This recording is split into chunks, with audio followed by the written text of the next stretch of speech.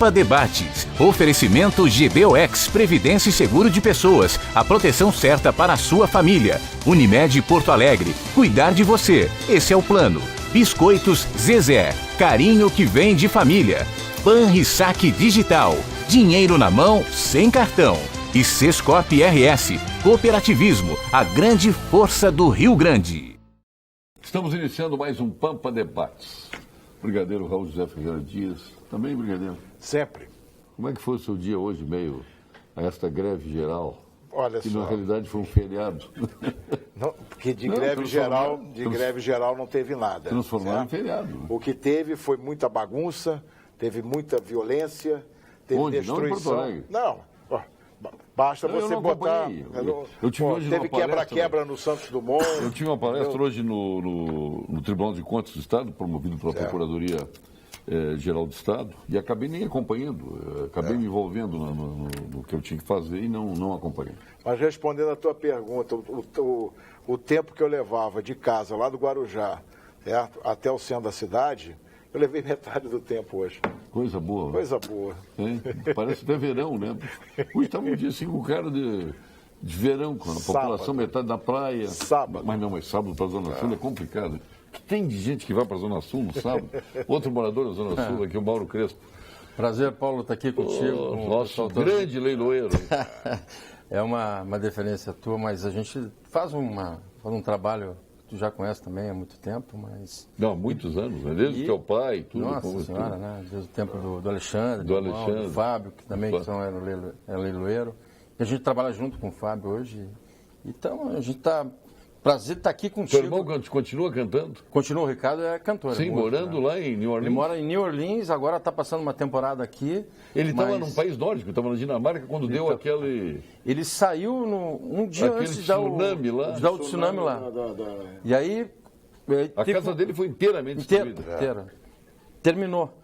Mas, assim, não levou 30 dias depois que ele chegou de volta, pagaram tudo para ele. E o governo pagou? O governo pagou. Que beleza. E financiaram uma casa para ele lá durante 30 anos para pagar. É uma coisa... É um exemplo, né? É um exemplo. Então... Mas é um prazer estar aqui contigo, né? O teu irmão, o grande cantor, o Ricardo, o grande cantor, Ricardo Crespo. Eu tenho CDs dele, ele é fora de série. E um amigão do peito. É bom, é craque. Fizemos várias parcerias juntos aí com ele. Está aqui o nosso presidente da Comissão Brasileira de Agricultura de Precisão, o Márcio Albuquerque. Prazer estar aqui, Márcio. Obrigado pelo convite, prazer. Quer dizer que tu vives na terra da agricultura de precisão, o Rio Grande do Sul. Mais precisamente, Não Me Toque. O Não Me Toque é um dos berços, né? E a gente... A Não Me Toque é considerada a capital nacional de agricultura de precisão. Mas... Aliás, eu até vou sugerir que essa comissão tenha sede lá em Não Me Toque. Tu vai ter que te mudar para lá agora. Já vou falar com o Neymânica lá, com o Gilson da Estara, com o Gerry lá da Jampa, te arrumou uma casa lá. Fazem parte da comissão também. Tem a Estara, está representada na comissão. O Gilson está na comissão? Tem funcionários da Estara que participam da comissão. Mas a gente tem uma representação, então, da toda a indústria de máquinas, os produtores, eu represento a ABINE, né, a indústria da eletroeletrônica. Nós temos os produtores de tratores que também participam. Enfim, toda uma comunidade da agricultura de precisão. A gente conseguiu esse espaço lá no Ministério para levar a tecnologia para o campo, né? A gente precisa... A nossa origem da nossa economia é agrícola. Então, a gente tem que trabalhar para ter cada vez mais tecnologia agregada, para a gente não ficar simplesmente um exportador de commodities, mas colocar a tecnologia junto. O Gilson comprou uma empresa na Austrália, quase 20 milhões, e trouxe a empresa no bolso. Conhece a história, né? Conheço. Trouxe a empresa no bolso. A mulher disse, agora o que vão fazer com a empresa? Eu disse, não, ela está no meu bolso. Veio o filho dele no avião, ele no outro, com 2 pendrive. E hoje ele domina, ele tem sede lá, inclusive, para controlar, tudo controlado por satélite, né? Na precisão, um negócio fantástico. Esse mundo da agricultura de precisão revolucionou realmente a lavoura brasileira, né? Hoje, com certeza. São duas coisas, até te perguntaria, a mecanização, depois tivemos a precisão, que foi um passo na mecanização, que se agregou à mecanização, e tivemos o plantio direto. Claro que tu vai dizer que a maior revolução foi a precisão.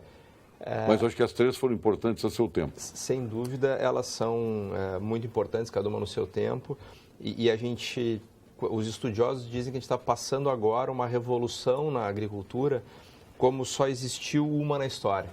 Se diz que a agricultura teve uma grande revolução quando se aplicou ciência na agricultura, lá a partir do século XIX, no século XX, que deu a tudo que você falou de mecanização, que a agronomia passou a existir como ciência e gerou a Revolução Verde. E agora a gente está, nesse século XXI, a gente está passando o início da informação como insumo. Então a gente passa a ter a precisão, mas uma nova etapa.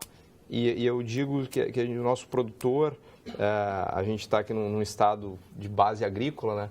A gente tem que enxergar as lavouras como empresas. Tá? Tem que ter dado, tem que gerenciar. Qualquer empresa, aqui na cidade, a gente trabalha com fatos, dados, números, uma gestão cada vez mais profissional. E, infelizmente, muito produtor médio ainda está trabalhando. Tu és engenheiro eletricista, né? Tu está falando com um engenheiro eletrônico desempregado aqui, né? Eu sou desempregado. A tua origem é. A minha origem é engenharia elétrica. Engenharia elétrica, mas tu trabalhas na indústria, né? Trabalho Qual na é a tua empresa? A Falker, a gente nasceu como uma empresa incubada de ideias que existiam na universidade, na URGS. A Falker foi fundada em 2005. 2005. Então, estamos completando. Tu viu, eu fui visitar na Irlanda incubadoras, eu estou te falando dos final dos anos 90, e a gente não tinha aqui incubadoras, né? A gente viu aquilo com tanto encantamento no Trinity College, lá em Dublin, né? E agora nós estamos aí dando aula de incubadoras também, né? As incubadoras são importantes para o surgimento de novas empresas, né? Então, a gente teve esse percurso de, a partir de ideias e necessidades do mercado, a gente levar um pouco dessa tecnologia. A gente olhava o que a gente pode fazer aqui nesse nosso mundo da eletrônica, da engenharia elétrica, que possa ajudar esse nosso mercado. Na época era o início dos BRICS que se falava, e todo mundo dizia, olha, o Brasil é o celeiro do mundo. Então, a gente olhava um pouco, poxa, o que a gente pode levar de tecnologia que tem na nossa indústria aqui gaúcha para a agricultura? E a gente viu uma necessidade muito grande de BRIC virou diagnóstico. O B caiu. Mas a nossa parte a parte como celeiro, a gente segue fazendo de forma bastante importante, né? Então, imagina o que seria dessa nossa economia. Bom, eu sou do tempo lá de fora, lá do Terceiro de São Cepé, do Arado, da Grade. Eu sou daquele tempo, né, em que se fazia taipa de açude. Se cortava arroz com foice. Com foice. Eu até ia te falar porque... Não, e açude, as taipas eram feitas à base da enxada. A base da palha da enxada. Porque tu está falando... A gente está ouvindo ele falar com muita precisão, mas só eu me lembro do tempo do meu pai, né? em 1970... Já pensou se não falasse com precisão, tio? Porque é o trabalho... eu lembro do tempo do meu pai, em 1973, ele plantava ainda arroz, e ali houve a mecanização, que era as máquinas agrícolas, ceifadeiras, eram a gasolina, meu irmão. Era uma gasolina. Então aí, claro, antes era foice. Precisava de 200, 300 homens. Né? Tá louco, então... Aí vem o que tu está falando aí, que é fantástico, né? O brigadeiro é carioca, não viu falar lá disso? Carioca da Gema, Zona Sul do Rio de Janeiro. E sabe o que aumentou nossa produção? Eu ia te fazer uma pergunta até. Porque antigamente, por exemplo, tu plantava soja com determinados aparelhos que eram... Não dá para contabilizar. Mas acho que diminuiu um pouco o espaço entre um pé de soja e outro, não foi isso? Também, né? Aí... A agricultura, obviamente, vai a importância dos insumos. Os insumos também se qualificaram. Hoje tu tem insumo de acordo com o solo, até a questão da própria acidez do solo. A correção tudo é feito hoje de uma forma extraordinariamente técnica. Né? A tecnologia está no campo hoje. Né? Está, e quem não adota não vai ficar no campo. Uma frase que circulava nas redes sociais há poucas semanas, aí, vinculada aos meios do agro, se dizia, antigamente o pai dizia para o filho, meu filho, se tu não estudar, tu vai ficar no campo.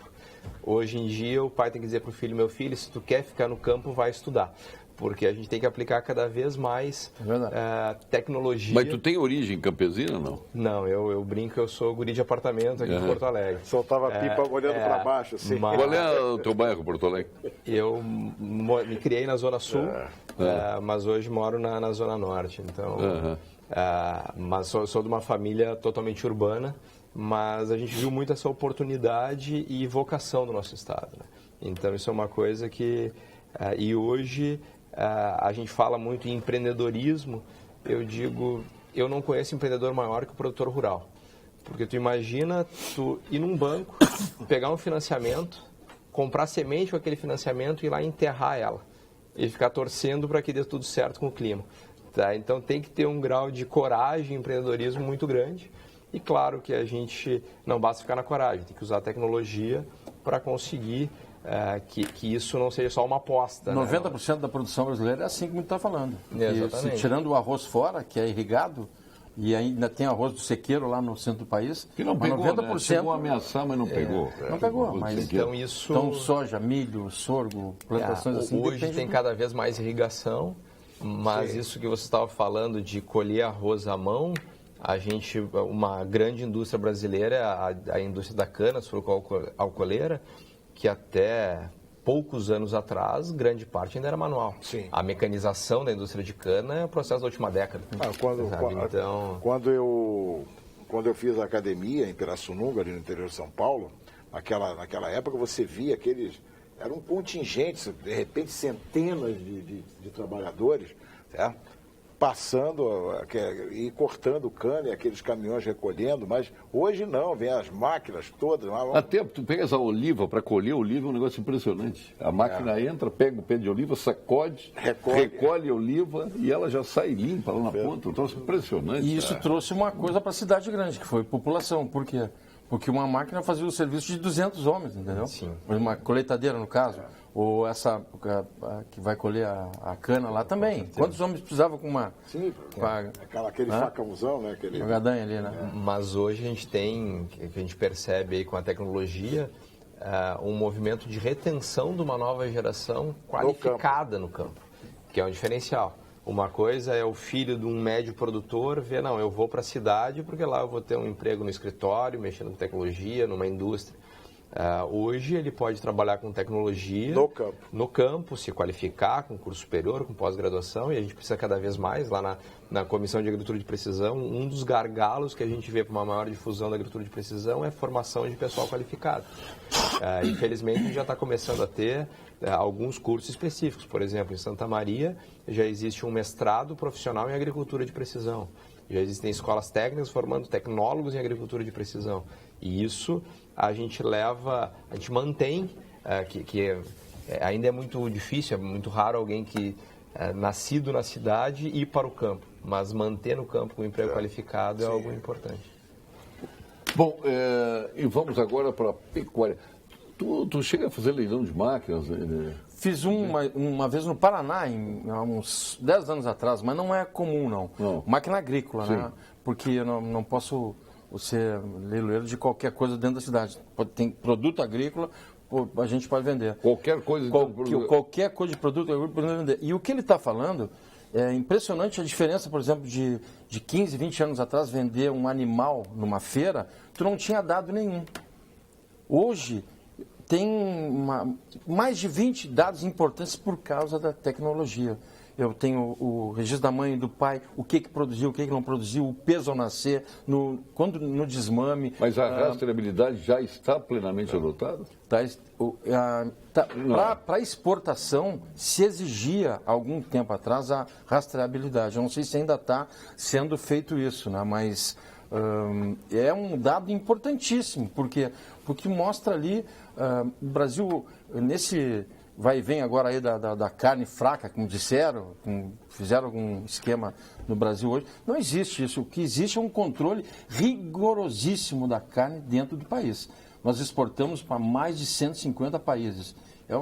Se pensar que tem 210, 220 países, falta um terço da população mundial para ter carne brasileira, né?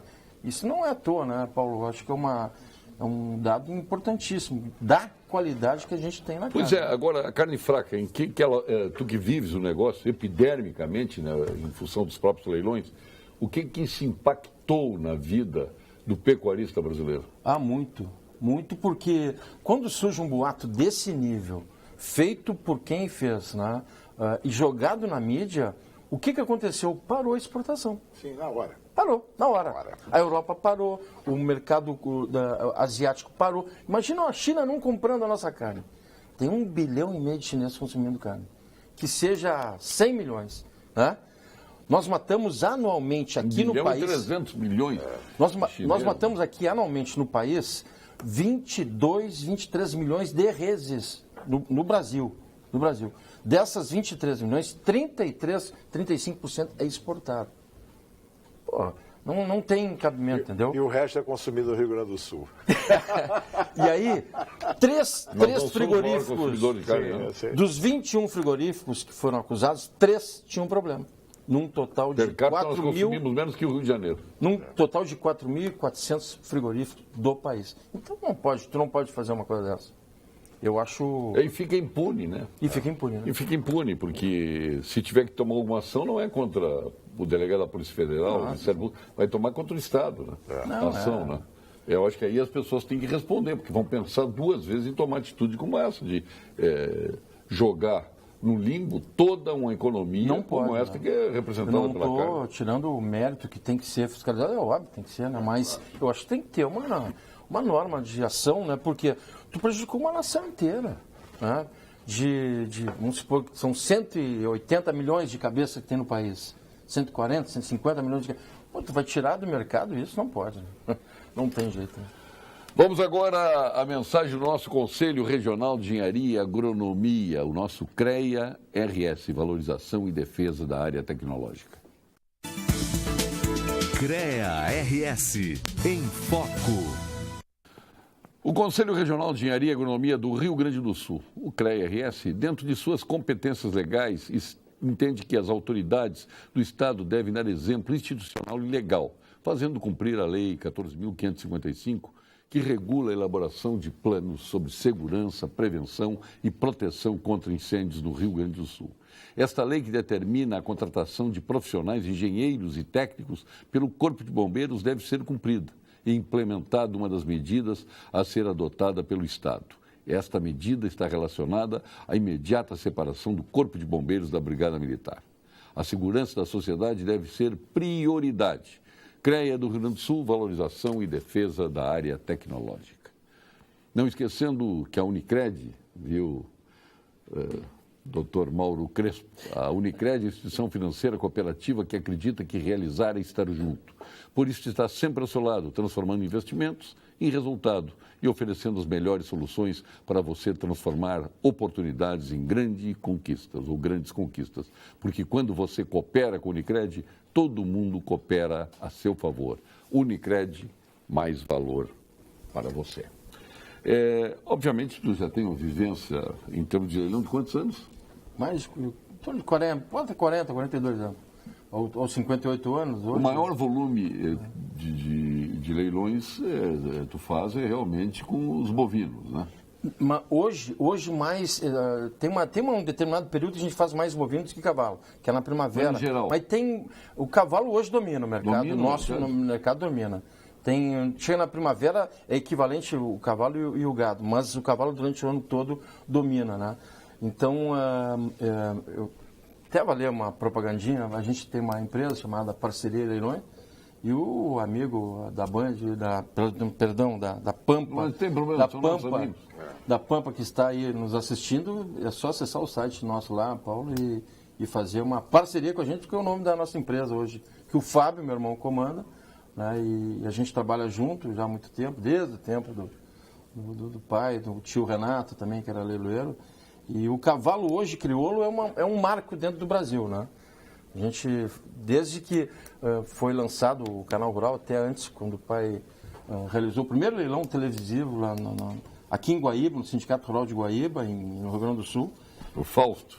Era o pai, e ele fez ali o primeiro leilão televisionado, aí depois o Canal Rural entra e tal, mas enfim, e todas as empresas que fazem transmissão também hoje, né?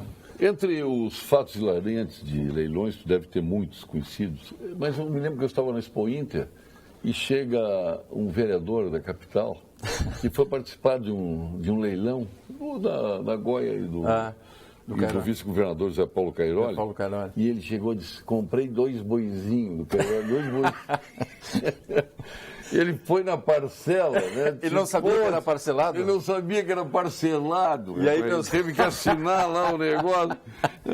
Eu não vou dar o nome. Sabe que tem muito... Sabe, tu tá falando de coisa, eu até estava comentando contigo antes. Tá se fardando para entrar no gramado, o vereador... Nós tivemos um político no Nordeste que agiu assim. Ele pensou que estava comprando uma parcela só, eram 50. Nós tivemos jogadores de futebol que fez isso. Vários eventos. Mas vereador, tu não sabia. Não sabia. Não era teu. Tu nem ficou sabendo, né? Era nosso lá, que a gente batia o martelo, o Fábio Leilão. Não, e é o seguinte, ele mora em apartamento. Ele botou onde esses animais, hein? Eu não sei se ele levou para o Sarandi, porque ele era presidente na época da Associação dos Empresários da Zona Norte, da Zona Norte. Os empresários, ele colocou lá no quintal, Oi, Denir, prazer tê-lo aqui. Prazer. Só para esclarecer que o vereador esse sou eu, só que eu comprei. Acabei virando fazendeiro numa noite lá na Expo Inter, e quero dizer que deu muito lucro, porque o meu sócio, eu na realidade... Virou sócio do Cairoli? Eu tinha sonho de comprar uma parte da Ipiranga. Como não tive condições, comprei um boi do bairro do Cairoli. Um boi e uma vaca. Já levou um boi? Já, um touro, um reprodutor. Lá no... Olha, e... No centro de família eles falam... Paulo Sérgio, tivemos muito lucro, essas duas... Não, tu estava com... Olha aí o doutor Jorge. O melhor ângulo do país. E foi lá para a Reconquista lá e deu muito... Foi muito bom esse investimento. É craque no gado. Foi um investimento. Mas, Mauro Crespo, falamos nesse hilário leilão que participou, o vereador Denis Serpim. Entre tantos que já participaste, qual o que mais te deu prazer e aquele que mais... Olha, Paulo, se pode chamar de hilário, como eu disse, esse do... Tem muitas histórias, dá para até escrever um livro, viu? Tem histórias assim de coisas que tu não acredita que aconteçam no leilão. E o pai falava, olha... Eu não sei, eu não entendo leilão, mas eu sei fazer leilão. Né? Então, tem histórias assim que, algumas, como um amigo passou, com um político Não, mas eu não passei, foi consciente. Não, claro. Estava consciente. Fiz um investimento. Tá bom. Aconselhado, claro, pelo sócio, pelo Cairoli. Vários artistas compraram. Vários artistas compraram, músicos, cantores, profissionais liberais. Então tem várias histórias. Tu vai me chamar de novo aqui, eu vou vir com as histórias contadinhas. São hilariantes o que acontece em leilão. Mas... Brigadeiro Raul José Ferreira Dias. Sim, mas eu queria aproveitar, Paulo, certo? E fazer uma convocação aos nossos telespectadores, que tanto nos honra aí com a sua audiência. Na próxima terça-feira, lá na Câmara dos Vereadores, nós teremos um evento, certo, com o vereador Walter Naugenstein, que será o lançamento da Frente Parlamentar para, nós estamos chamando com o nome fantasia de revogaço, mas não é simplesmente revogar leis. Nós temos leis ineficazes, que fazem entraves burocráticos enormes. Só para você ter ideia, e o nosso telespectador também, Paulo, nós temos no ranking das cidades, por exemplo, Uberlândia, você consegue abrir uma empresa em Uberlândia em 24 dias. Sabe quantos dias leva aqui em Porto Alegre? 260 dias. Mas isso, Brigadeiro, me permita dizer, isso porque veio uma empresa de fora, Endeavor, que atrapalhou tudo. Nós tínhamos o alvará na hora, quando eu fui secretário da Indústria e Comércio. Então esse troço me permita, eu sou obrigado a fazer. Esse troço de 200 dias, 300 dias, são essas gente que vem de fora e dão estatísticas falsas. Porque a junta comercial aqui faz em 3 dias o registro. 3 dias. A Secretaria da Fazenda do município em 2 dias. Então, não é bem assim. Isso é para empresa, por exemplo, um shopping que demora lá na Smurb, demora lá na Esman. Agora, para abrir empresas em Porto Alegre, para ganhar o alvará, nós já tivemos isso em 2 dias. Então, o que nós vamos fazer de agora em diante é recuperar aquilo que nós já ganhamos, então, que nós já tínhamos. Exatamente. É um trabalho que vai demandar muito da parceria, realmente, da participação do telespectador. Então, nós estaremos na terça-feira, a partir das 10 horas, certo? Fazendo esse ato da frente de lançamento da frente parlamentar. Mas o que eu queria dizer realmente que era importante que a senhora e o senhor que nos ouvem, certo? Que nos assistem, certo? Por favor, façam o contato, certo? Levem a sua demanda, certo? O gabinete do vereador Walter Naugestan estará trabalhando para isso, certo? É um trabalho conjunto com o vereador Vambert. Então, é importante que realmente tenha a participação, certo? Das pessoas de Porto Alegre, certo? Que possam informar ao nosso gabinete onde está a dificuldade para que a gente possa trabalhar com assertividade. Olha, meu caro brigadeiro Raul José Ferreira Dias, eu acho que existe também muita lenda nessa questão dos licenciamentos em Porto Alegre. Eu quero te parabenizar, Edenir, porque tu fosse o cara que estabeleceu o alvará. O alvará na hora e o alvará provisório. O alvará provisório e o alvará na hora. Na hora. Dizer, isso aí foi a primeira agilização que se teve, um troço inédito na Câmara de Vereadores. Quer dizer, ninguém pode se queixar muitas vezes das atitudes. É que depois entram uns e outros e acabam com tudo isso que foi feito, né? Em prol do desenvolvimento. Quando o Walter me substituiu, ele manteve ainda. Manteve, igual. sim. Ele não teve. E aí ele disse. Agora aqui no Pampa Debate chegou o momento do engenheiro. Momento do engenheiro. Oferecimento Senge, Sindicato dos Engenheiros. Nosso maior projeto é você. Atenção, engenheiro. Você sabia que o plano previdenciário Senge Previdência obteve um rendimento de 23,5% em 2016, superando a maioria dos investimentos?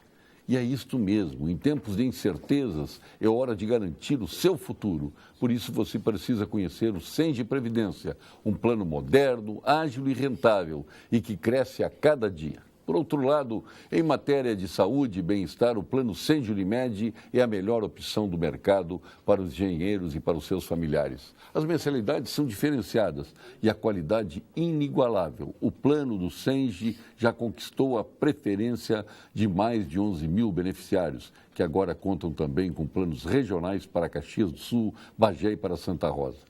Se você já é sócio do Sindicato dos Engenheiros, parabéns. Se ainda não é, associe-se e aproveite esta e as demais vantagens e benefícios exclusivos dos sindicatos, dos engenheiros especialmente.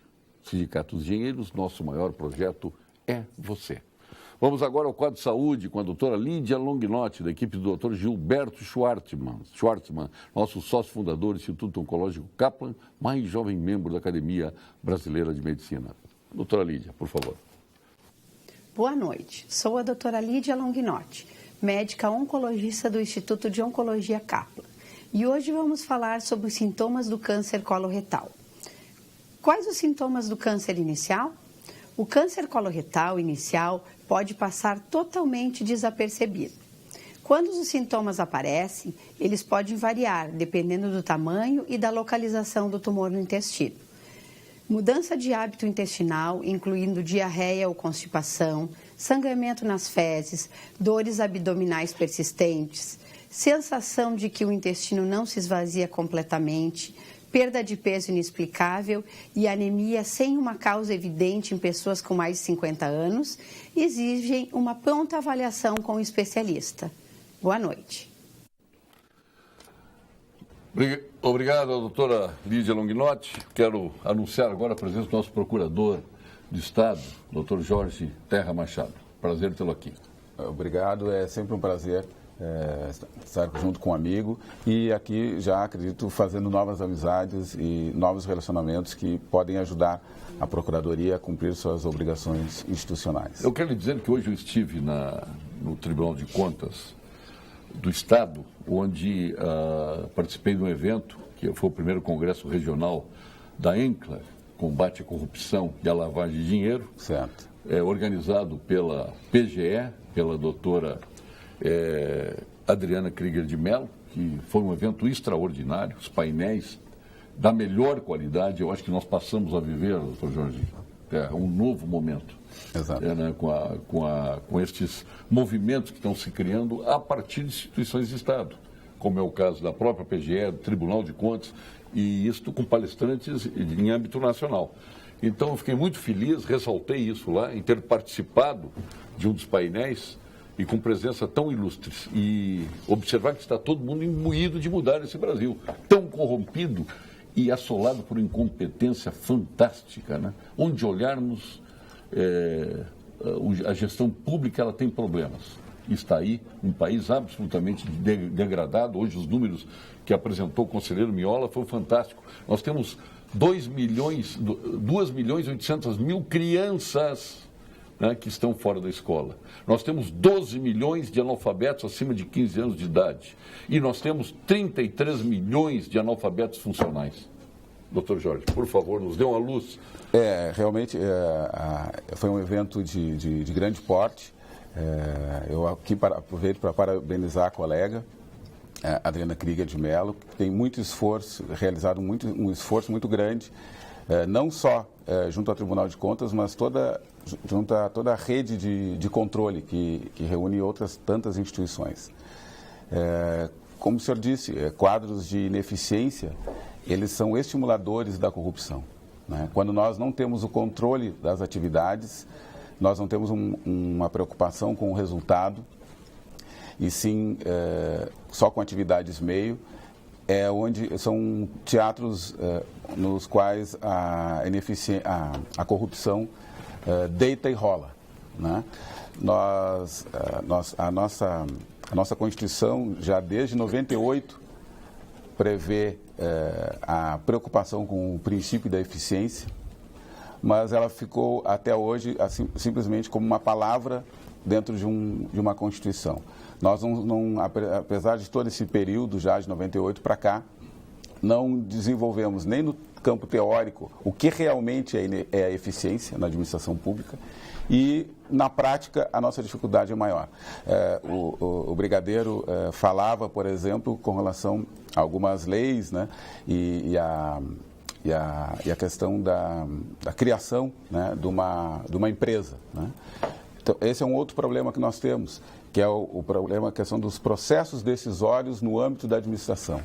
Nós não temos ainda uma metodologia, nem teórica e nem prática com relação à metodologia, ao processo decisório, né? A constituição de políticas públicas. Nós vemos muitas vezes que nós começamos de trás para diante. O senhor referiu o conselheiro Miola. Eu participo de um grupo, que é um grupo que inclui numerosas instituições, que é o GT 26A, que é para cumprir uma disposição da Lei de Diretrizes e Bases da Educação Nacional no ensino médio e fundamental.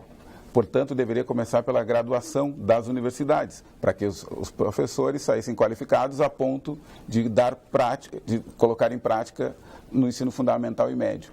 Mas nós começamos justamente ao contrário. Nós começamos cobrando das escolas, que não têm condição de fazer, e porque os seus professores não foram capacitados para fazer. Nós temos uma caminhada muito grande ainda para percorrer, e eu acredito que o direito está em dívida. O direito está em dívida tanto na nossa formação, né, quanto na nossa prática. Mas iniciativas como essa da ENCLA, da Rede de Controle e da PGE, por que não dizer, já são um primeiro passo para nós melhorarmos a nossa eficiência, a nossa eficácia e, sobretudo, o nosso combate à corrupção. Porque são recursos que se perdem e não voltam jamais, né? Nós estamos desperdiçando os poucos recursos finitos que temos, né? Agora, procurador e meus queridos amigos, estamos com o nosso leiloeiro aqui, Mauro Crespo, o brigadeiro Dias, nosso presidente da Comissão de Agricultura de Precisão, Ministério, que é um órgão misto, né, mas criado pelo Ministério da Agricultura. Temos aí o nosso vereador Edenir Sequim, o Márcio Albuquerque. O problema é que a gente olha tudo isso e a gente fica olhando que a incompetência do gestor público, de alguns, infelizmente a grande maioria, ela não consegue ter uma medição como tem hoje a corrupção no Brasil. A corrupção já conhecemos o tamanho dela, né? Que assombrou a todos nós. Paulo, nós temos a consequência do gestor é uma coisa que causa maior prejuízo ainda que a própria corrupção. Nós temos a consequência. Mais de 14 milhões de desempregados no Brasil foi o dado hoje do IBGE. Um dado oficial. Instituto Brasileiro de Geografia e Estatística. Mais de 14 aí, milhões... quando se ouve falar, Brigadeiro, que tudo começa na educação, e ouço isso há 40 anos, Sim. Né? E daqui a 40 anos nós vamos continuar ouvindo. Tudo começa na educação. A Coreia do Sul, Paulo, a Coreia do Sul é o maior exemplo que nós temos. Nos anos 50... Mas quando é que nós vamos começar com a educação? A educação foi piorando, os métodos de educação foram piorando. Muita ideologia e pouca ação prática, e pouca assertividade. Muita ideologia, muito papo, muita coisa. Agora, assertividade, 2 mais 2 são 4, não são 5. Né? Tem que fazer com que a criança lá atrás, ela realmente tenha a condição de chegar com os 7, 8 anos e comece a ter essa capacidade de iniciar o processo de discernimento. Quem é que vai começar isso? Quando vai se começar? Essa é a questão. Nós temos ainda uma grande dificuldade, que é a questão de trabalhar com planejamento. Nós não conseguimos planejar uma gestão. Né? Imagina 20 anos. Imagina 20 anos. E mais, eu, como governador, como presidente ou prefeito, eu invisto na educação. Mas isso é um investimento de longo prazo. E o que vai acontecer? Quando eu chegar no terceiro governador depois de mim, que será o senhor Sequim, por exemplo, ele é que vai ser o governador do estado mais alfabetizado e tal. E ninguém quer ser aquele que esquenta a água para o outro tomar café. Nós não temos uma visão republicana, né? Nós temos uma visão tão somente da minha gestão, do meu partido. E isso nós estamos vendo, e não é só na educação, em numerosas questões. Nós vimos na questão da infraestrutura também. Né? Nós discutimos se vias devem ser pedagiadas ou não. Ainda estamos nessa discussão aqui no Rio Grande do Sul. Né? Bom, se nós somarmos todas as estradas federais, mais as estaduais e as municipais que ligam a essas, cerca de 12% delas somente que são pavimentadas. Enquanto nós ficamos discutindo se esses 12% devem ser pedagiados ou não. E não discutimos se os outros, como é que os outros 78... Procurador Jorge Terra, nós comentávamos antes, nós já fomos um estado aqui de primeiro mundo. Nós tivemos aqui o trem pampeiro, depois o minuano, depois o húngaro, trens maravilhosos. Eram os trens semelhantes que tinha na Europa. Perdemos os bondes, perdemos os trólebus, a aviação férrea desapareceu. Nós vínhamos de cachoeira de gasolina, de fluvial até Porto Alegre. Tudo isso desapareceu em nome da incompetência. E não foi no governo do PT, isso foi antes do governo do PT, inclusive. Esses postos que se fez, eu estou falando em incompetência, que se fez pelo Brasil afora, né, uma infinidade de postos estão abandonados, postos de fiscalização balanças, e controle, balanço abandonados. E as estradas afundando. Quem é que assacou o dinheiro da Previdência privada, né, e da Previdência pública? Limparam na década de 50, limparam na década de 60, limparam na Revolução para construir Brasília, para construir a Itaipu Binacional, continuam limpando, tiram 30% da Previdência, era 20%, na calada da noite aprovaram 30% para desoneração, para desvinculação. Sim. E vai para o caixa único do governo, aí a Previdência está quebrada. Sem dúvida. Então, e aí isso acontece impunemente. A Previdência não está quebrada, estão quebrando a Previdência. E quem vai pagar de novo por isso é o trabalhador. Infelizmente, vai o marisco pagar pela inconsequência da maré e o rochedo mal localizado. Sem dúvida. Sem dúvida. Tem um grupo que se chama Auditoria Cidadã. Né? É uma auditora aposentada, é Fatorelli o sobrenome dela. Né? E tem vários grupos pelo Brasil, inclusive aqui, no Rio Grande do Sul. E ela tem feito esse debate. Né? Ela é tão qualificada que ela foi convidada a participar da auditoria das contas do Equador, se eu não estou enganado, Equador, ou Peru, do Peru, e lá ela reduziu, não me recordo se ela reduziu em 70% ou para 70% a despesa. Depois ela foi convidada para a Grécia, quando a Grécia estava em crise, também para trabalhar. E ela tem discutido essas questões. Sobretudo quando se discutiu sobre a PEC 55, várias coisas foram sendo discutidas e sempre quem sofria seriam as despesas primárias, que seriam educação, saúde, previdência, investimentos sociais, ao passo que nós não discutimos, e é essa discussão que ela traz à tona, a questão dos gastos financeiros. Esses sim seriam os gastos que estão levando os nossos recursos, os poucos recursos que temos e que estão passando ao largo, né? Nós não estamos debatendo sobre isso e essa discussão ela tem trazido e acredito que ela... Porque cai as taxas Selic, os juros aumentam, o juro do cartão de crédito aumenta, o juro do cheque especial aumenta. Não, se olhar os bancos... Nós Quem justifica isso? Estamos discutindo aqui, tem que fazer cobrança, a PGE tem que cobrar quem está devendo o ICM, é verdade. Mas o Banco Itaú, por exemplo, foi perdoado em 25 bilhões. Eu estou falando do Banco Itaú, nós estamos gastando dinheiro, isso que essa senhora está fazendo, de uma transparência, é a pura verdade. Nós pagamos todo o nosso produto do trabalho e do suor dos brasileiros, nós estamos pagando para os bancos. Essa dívida enorme, esse déficit que nós temos, o que é um déficit? Nós temos que buscar dinheiro emprestado. Só que nós buscamos do Itaú, do Safra, do Bradesco, de todos esses bancos, banqueiros nacionais e internacionais, que hoje não dá mais para saber quem é nacional e internacional. O sistema financeiro está sugando todo o trabalho, não é o juro. Não, o que é o juro? O juro é o trabalho de todos nós, de todos os brasileiros, que no fim do dia o governo precisa fechar o caixa e pega emprestado. Mas ele não pega emprestado, apenas eletronicamente vai todo um empréstimo dos bancos para fechar o caixa do Tesouro Nacional. E o Tesouro Nacional quem é? É nós. Aí não tem dinheiro para a Previdência, não tem dinheiro para nada, nem para a saúde, para nada. Mas e quem manda no país, se colabora com isso, acontece o quê? Quem manda perde o mandato. Não. Ajuda a levar o país para onde está. Não, mas não tenha dúvida. Eu estou dizendo se alguém enfrentar isso. Claro, se alguém enfrentar... É que eu estou lhe falando que não existe uma coisa para... Mas é exatamente... Olha, eu vou voltar aquilo aos anos 50, né? Quando nós nascemos. Então, nos anos 50, nós tínhamos um PIB que era, acho que, o dobro da Coreia do Sul. Hoje, ela tem mais do dobro do PIB do Brasil. Né? E isto começou onde? Começou educação.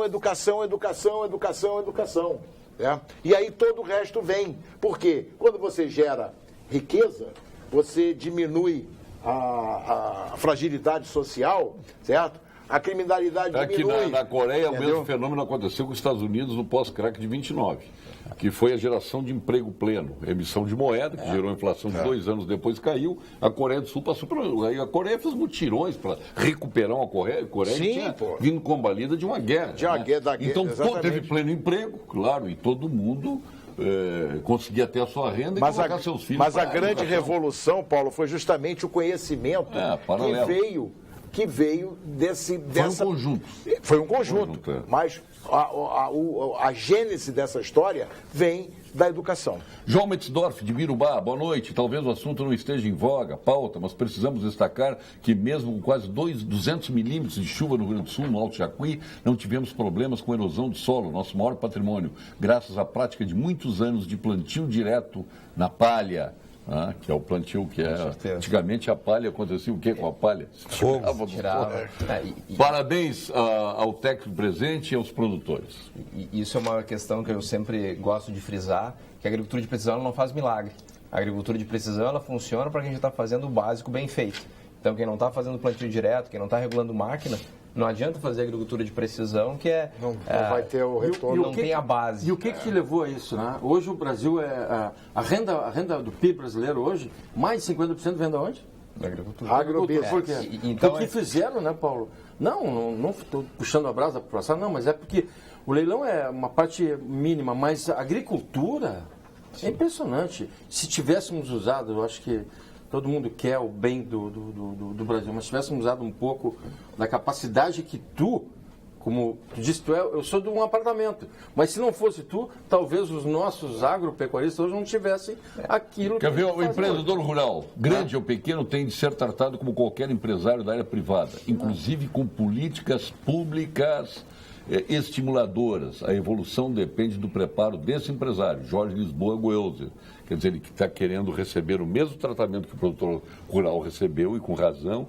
Aí tivemos o Moderfrota, claro, né? Quando nós poderíamos ter tido Moderfrota em outras áreas. Quer dizer, uma coisa que pode estimular muito é limitar o tempo dos carros. Tá? Vamos colocar na rua só o carro de 10 anos. Este camarada que tem um carro velho, que está aí, cada vez pagando menos IPVA para o Estado. Paga nada. Não paga nada. Não paga nada. Vai para o ferro velho, ele recebe o estímulo para comprar, bota os juros absolutamente baixos a todas essas pessoas, tipo desarmamento. Vai lá, entrega o arma, entrega o carro, tu recebe um estímulo com juros baixos para comprar um carro novo. Isso aí mexeria com a economia como um todo. Isso é estímulo, é isso que ele está querendo dizer. Os benefícios têm que ser para todos, e não para privilegiados. Né? É uma reivindicação do nosso Jorge Luiz Welser, lá de Erechim. Também o grande fator da tecnologia na agricultura está segurando os jovens na agricultura também. Esse é uma das coisas mais importantes que estão acontecendo com a agricultura de precisão, é que a gurizada está indo estudar e está voltando para saber. Para a casa do pai. Que eu repetisse aquela frase. A produtividade não aconteceu de graça. Mas o encontro que estava circulando nas redes sociais vinculado ao pessoal do meio agrícola, que esses tempos que há alguns anos o pai dizia para o filho: meu filho, se tu não estudar, tu vai ficar no campo. Exatamente. Hoje é o contrário. Meu filho, se tu quer ficar no campo, vai estudar. Vai estudar. Então, exatamente. Olha, eu tenho esse exemplo na minha casa. O meu pai tinha feito, antigamente, nenhum de vocês lembram, só a seleta. Era o primário, básico, só. Aí conseguimos, eu e o irmão passamos um pouquinho. O irmão estudou fez o 2º grau. O filho dele já fez a faculdade de agronegócio e está fazendo a pós-graduação de bacia leiteira. Quer dizer, é na mesma terra, só que se produz... Olá, parabéns pelo programa de hoje. Como é bom ouvir pessoas inteligentes no programa. É bom o senhor dar espaços a outras pessoas que não sejam eminentemente políticos. A Ângela de São Leopoldo. Muito bem. Tá vendo? Mas aqui políticos tem poucos. O Brigadeiro está numa cruzada para fazer um novo PMDB. Tu acha que ele vai conseguir? Não, você coloca dessa maneira, mas não é bem assim. Eu diria bem-vindo ao Brigadeiro. Bem-vindo a essa cruzada. Eu já quero extinguir todos os partidos políticos, eliminar, banir, não ouvir. E começar a vida nova. O que o Brigadeiro está brasileira. dizendo é importante. O Brigadeiro, o meu colega Walter, todos nós. Eu já tenho 30 anos, eu tenho muito tempo de PMDB. E o PMDB do Rio Grande do Sul, nós temos essa mania. Não, o PMDB do Rio Grande do Sul é diferente, o PP do Rio Grande do Sul é diferente. Todos são diferentes. Então, que se desmanche isso, tem que fazer uma reforma política. Não é possível que eu tenha que dizer que eu sou do PMDB do Rio Grande do Sul, que o Calheiros é da Alagoas, que o outro é lá do Pará. Eu acho que tem que ter partidos de pessoas sérias e que seja daqui até o Amazonas. Que seja claro, é esse o ponto, o Paulo, que é importante que nós tenhamos a ideia, a ideologia, ela tem que ser clara. Essa ideologia vai ser escrita, ou seja, vai se transformar numa doutrina política que vai ser seguida pelo militante, que vai seguir essa doutrina porque acredita na ideia. E aí você fecha o ciclo, certo? Mas se você não tiver isso, fica essa coisa assim meio... É que está muito fácil de fazer um partido. Eu acho que também não é só o PMDB. Tem que começar tudo de novo. Mas olha só, mas hoje nós estamos dentro do PMDB, então nós temos que lutar dentro do partido que nós estamos. E nesse ponto... O senhor abandonou a Arena, então, entendeu? Não, que Arena, tio? Eu nunca fui à Arena. Olha só, eu sou meu partido... O meu partido é o Brasil. Só porque foi militar, é militar. Entendeu? Não é o caso, entendeu? O meu partido é o Brasil. O militar, antes de tudo, e você sabe disso, o partido militar é o Brasil. Certo? E nós estamos olhando 20, 30 anos na frente. Por isso que o vereador Walter Naugestan tem feito essa cruzada, certo? Dentro do PMDB. Muitos políticos do PMDB entenderam essa necessidade de ter a clareza do que é o pensamento ideológico, escrever sobre aquilo, para fazer com que as pessoas... Porque se você não escrever, Paulo, se você não colocar isso numa doutrina clara... Agora o senhor vai ter que avisar o Renan Calheiros, que vai mudar. O problema do Renan Calheiros, eu acho que já vai ser resolvido. Vai mudar? Não, se fosse uma coisa que eu pudesse colocar num partido, eu botaria assim. O cara que entrar num partido e um vereador, um deputado, um senador, que trocar o seu voto por cargos, tem que ser expulso na hora. Esse tem que ser tirado Sou fora. engenheiro mecânico na indústria de máquinas agrícolas. A multinacional que eu trabalho é líder em coletadoras de cana, assim como de coletadeiras de grãos, produzindo o maior trator, o 400 HP. Ele tem suas origens no nordeste do Rio Grande do Sul. Agricultura e agronegócio são a vocação não somente do Rio Grande do Sul, mas do Brasil. Raman, de Montenegro, que está mandando dizer aqui.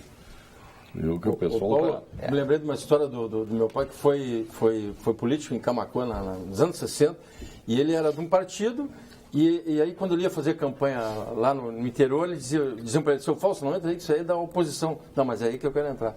Aí ele tinha, por exemplo, 10 votos lá, e o cara dizia para ele, seu Fausto, vou lhe dar um voto aqui dentro, é seu. Então, vou dividir.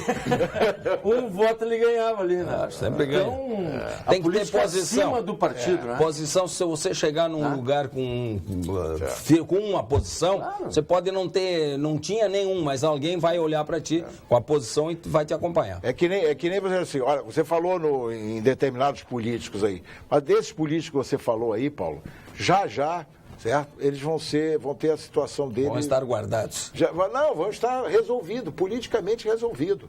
E nós temos que pensar qual é o futuro do nosso partido, certo? Se vai ser 20, 30 anos, o que nós estamos olhando lá para frente? O que vai ser construído, certo? Agora, se você não fizer isso, vai continuar nesse meio barro, meio tijolo, o nego não sabe bem como é que é, onde é que nós vamos chegar, entendeu? Deixa eu te perguntar uma coisa também que vai de encontro. A fidelidade partidária é importante nisso, nessa reforma política? Por exemplo, a pessoa ter um partido não poder, hoje eu vou para esse partido, amanhã eu vou para aquele. Claro que é importante, claro que ela é importante. Primeiro tem que ter... Primeiro tem que... Tu entrar no partido que realmente comum com as ideias. Sabe por que existem... Tudo é um jogo de interesse. Concorda comigo? Os 30... Concordo. E aquele que dá mais. Eu vou no partido que dá mais. Teve agora um senador recentemente, que é nosso amigo Lazier, ele foi para um partido porque negociou o cargo, a presidência do partido, né? Sim. A condição de participar da Comissão de Constituição e Justiça. Até esses cargos são dele. O que eu me refiro aos cargos Como são cargo dele? Não, para ele participar da Constituição... Para mudar de partido... Não, tudo bem. Ele exigiu isso. Mas é um direito dele dentro do quadro. Mas sim, acho que tem que acabar contigo, concordo? Tem que acabar com isso, concordo? O cara que troca por cargo não dá... agora não adianta a gente querer a intenção ótima. Agora está cheio de partidos, nós temos 35 partidos, sabe por quê? Porque eles dizem assim, o PMDB não dá, o PP não dá, o PT não dá, eu vou fazer um partido novo. Não, mas não é por causa disso, é por causa do dinheiro do fundo partidário. Não, isso que eu quero chegar, eu vou fazer um partido novo. Por que vai fazer um partido novo? E o dinheiro do fundo partidário vem de quem? Seu, meu, claro. Do nosso, todos nós. Porque não existe dinheiro público, existe dinheiro privado que é colocado na mão do gestor público para administrar e gerir serviços para a sociedade. Não existe dinheiro público, nem almoço grátis. Vamos em nome de Gimo, vamos em nome de FCDL e Que Comércio e FG Business School ao ponto final.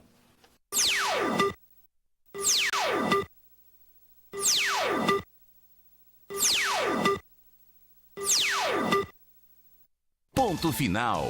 Oferecimento Produtos Gimo. Qualidade comprovada. FCDL apresenta Que Comércio, o maior e mais completo programa de qualificação e gestão de empresas. O ponto final vai agora o brigadeiro Raul José Ferreira Dias. Então, Ninguém falou ainda da nossa greve geral. Sim, não. Terminou o dia. Sim, terminou o dia, não teve nada a não ser, como eu falei inicialmente, agressões no aeroporto lá no Rio de Janeiro, coisa de São Paulo. Você sabe quem é que mais apareceu hoje na rua? Pneu queimado. Entendeu? Eu não sei onde é que eles trabalham, mas quem apareceu mais foi pneu queimado. Certo? Mas não estavam trabalhando, estavam em greve? Pois mas foi pneu queimado. Então, Paulo, em função disso tudo, eu queria, se você me permite, mais uma vez, certo, convidar os nossos telespectadores, certo, que façam, ombreiem conosco, certo, na Câmara dos Vereadores de Porto Alegre. Terça-feira, às 10 horas, certo, nós estaremos lançando a frente parlamentar. Anotem, por gentileza, um e-mail. Walter N, é de Walter Naugestein, mas é waltern@câmarapoa.rs.gov.br. Vou repetir, Walter N de Nair, @câmarapoa.rs.gov.br. Participe conosco. Mauro Crespo, nosso leiloeiro oficial.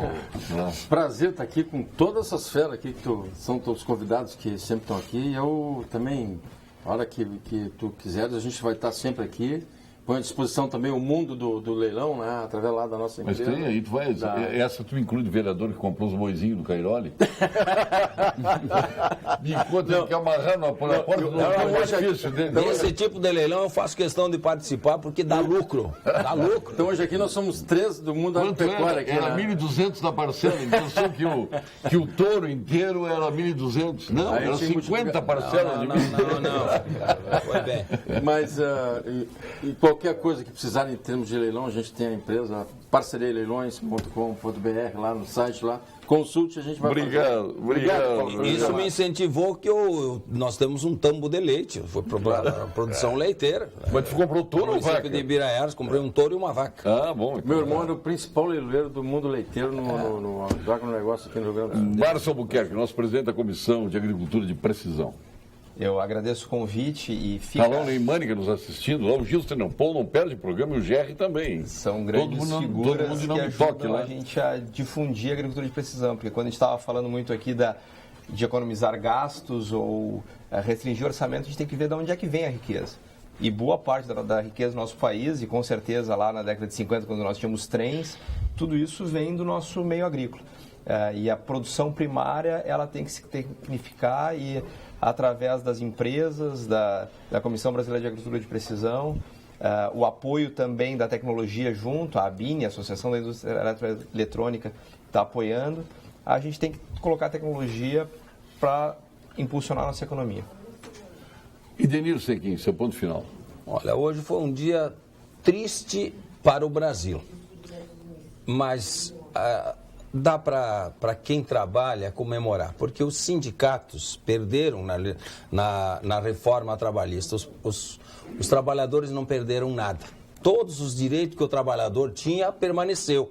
Só que quem perdeu são o pessoal do sindicato, que não é mais obrigado a ser sócio dos sindicatos. Agora só é sócio quem quer e quem quiser que participe. É bom ter o sindicato, é ótimo, mas participa quem deseja participar. Eu sou sócio do SENG e continuarei. Mesmo sendo engenheiro aposentado, é sócio por opção, não é isso? Por opção. Agora, quem Aliás, trabalha... pagou até 2 sindicatos, né? Imagina, de tão bom que é. Eu pago o meu dos radialistas também. Tá bem. Agora, quem é que perdeu muito no dia de hoje? São as pessoas que precisavam trabalhar, as pessoas que tinham consulta marcada, cirurgia marcada, pessoas que precisavam ir receber, que precisavam pagar, quem precisava terminar uma tarefa, quem não conseguiu chegar, que queria trabalhar e não conseguiu chegar no emprego, e não porque não quisessem. A greve que parou, a parte que parou o Brasil, foi na marra. Foi trancando o portão dos ônibus. Foi violando o direito de ir e vir. Foi com violência. Não foi porque quiseram fazer a greve. Vamos ao procurador do Estado, Jorge Terra. Em primeiro lugar, eu agradeço o convite de poder participar aqui desse grupo seleto, de mais uma vez ter o convívio com o amigo Paulo Sérgio e de estar aqui com os nossos telespectadores. Eu costumo dizer que a Procuradoria precisa se desencastelar, né? E também que o que interessa à sociedade interessa à sua Procuradoria-Geral do Estado. Portanto, é importante que nós estejamos sempre articulando, conversando, aprendendo com as pessoas, aprendendo um pouco mais sobre várias coisas que foram discutidas aqui, de política, de economia. Nós somos um país, um Estado que tem uma força agrícola muito grande, né? E para nós também é interessante, nós que também lidamos, às vezes não percebemos, mas quando nós atuamos no campo da execução fiscal, né? Nós precisamos conhecer a economia. Será que nós devemos atuar na metade sul da mesma maneira que na Serra? Não, nós temos que conhecer como a economia está se dando para que nós tenhamos resultados melhores. Porque resultados melhores da Procuradoria são resultados melhores para o Estado e para que ele possa cumprir suas obrigações institucionais. Eu não seria exatamente uma provocação, mas já que o senhor disse que nós não falamos sobre o dia de hoje, nós devemos pensar como nós vamos lidar daqui para frente, como republicanos, né, que devemos ser. Né? Quando nós, e falamos aqui também sobre partidos políticos, né? Nós tivemos uma eleição. E quando quem ganhou foi a chapa Dilma-Temer.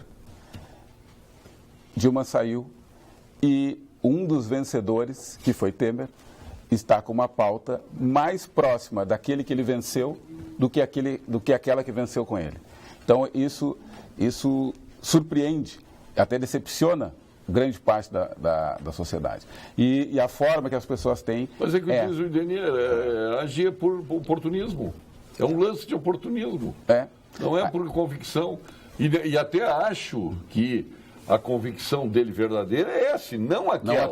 O PMDB, que refutou candidatos importantes que poderiam até ter vencido a eleição e optou em seguir nessa trajetória com o PT, né, foi o PMDB, mas por oportunismo, por oportunidade, que a chance de ganhar era muito grande, então resolveu seguir de ganhar os cargos aqui. Isso foi bom que você falou, exatamente. Então, o que nós precisamos pensar é exatamente o que é a nossa política, como deve ser a nossa política. Né? Eu de esquerda, eu digo mais saúde, mais educação. Quem é da direita tem o mesmo discurso. Né? Quando em alguns lugares as pessoas dizem, não, vamos investir 1% mais em educação, que vai refletir assim, o impacto será tal. Nós estamos sendo pouco exigentes com a nossa classe política e o resultado está aí para ser comprovado. Eu até fiquei aguardando, eu achei que teríamos uma grande manifestação contra a corrupção, contra tudo. Não. Foi contra, com razão. Não tinha nada a ver com a Previdência. É um direito a greve, que não pode realmente. Tu tem direito a fazer greve, é legal. Certo. Só tu não pode impedir as outras pessoas de trabalhar. Isso que foi dito aqui pelo brigadeiro. Eu me pronunciei na Câmara sobre isso. Sim. Sobre a greve. Verdade. Mas tu disseste que a vereadora Sofia Cavedon ia fazer feriadão? Sim, quem faz greve na sexta-feira, junto com o feriadão, ou junto com o feriado na segunda, é para fazer feriadão, sim, não é para pensar nos trabalhadores, não. E eu acho que não tem que começar a tapar o sol com a peneira, tem que fazer isso. E quanto, eu até para colaborar com o nosso procurador, Machado, exatamente a Dilma e o Temer estão fazendo diferente um do outro. Só que ainda bem que alguém dá uma freada, porque o que pensava a Dilma nos últimos 15 anos afundou o Brasil. Tem que fazer alguma coisa mesmo. Paulo Sérgio Cunha, a pessoa que disse até agora a verdade sobre essa delicada situação das exportações de carne foi o leiloeiro presente no programa. Né, destruir o trabalho dos nossos produtores. Parabéns a ele, Gregório de Bem Neto de Passo Fundo. Uma infinidade de e-mails aqui, eu pensei uma meia dúzia aqui, porque a gente não tem tempo para ler a 10ª parte deles. O brigadeiro está vendo aqui, que é uma loucura que temos de e-mail aqui. Que bom, né? Muito bom. Muito bom. Obrigado. Boa noite, obrigado pela oportunidade. Mauro Crespo, obrigado, Brigadeiro Dias. Um bom feriado para todos vocês aí. Obrigado, Márcio Albuquerque, nosso presidente da Comissão Brasileira de Agricultura de Precisão, vereador Denise Sequim, o nosso procurador de Estado, Jorge Terra. Volte sempre, né? Obrigado. De ontem para cá eu te achei um pouquinho mais velhinho.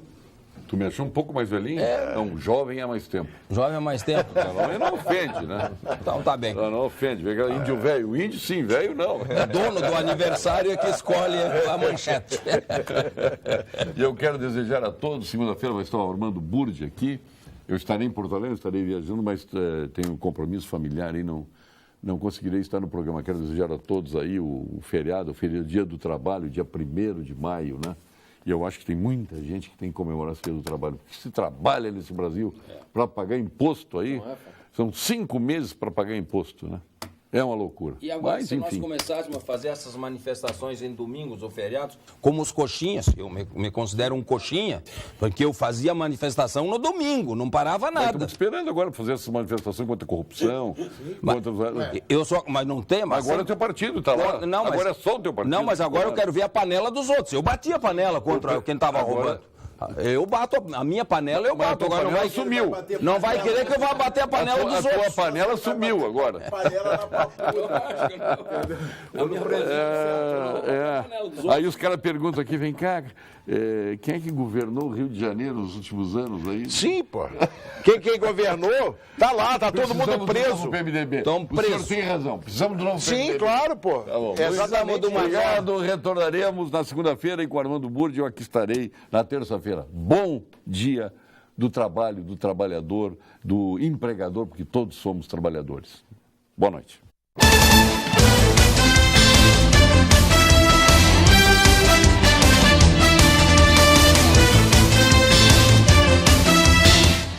Pampa Debates. Oferecimento GBOX, Previdência e Seguro de Pessoas. A proteção certa para a sua família. Unimed Porto Alegre. Cuidar de você. Esse é o plano. Biscoitos Zezé. Carinho que vem de família. Panrisac Digital. Dinheiro na mão, sem cartão. E Sescop RS. Cooperativismo. A grande força do Rio Grande.